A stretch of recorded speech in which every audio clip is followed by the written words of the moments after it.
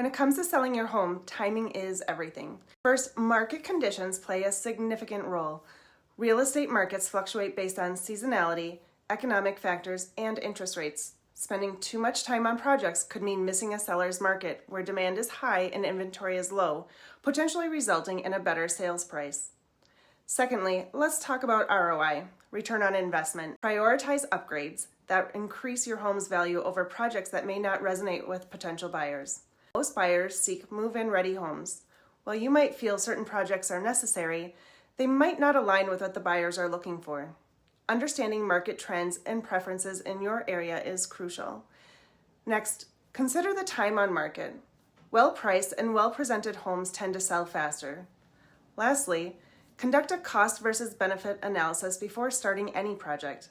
While the investments significantly enhance your home's appeal and justify the cost, sometimes simple fixes like decluttering and minor repairs can go a long way without the need for extensive renovations.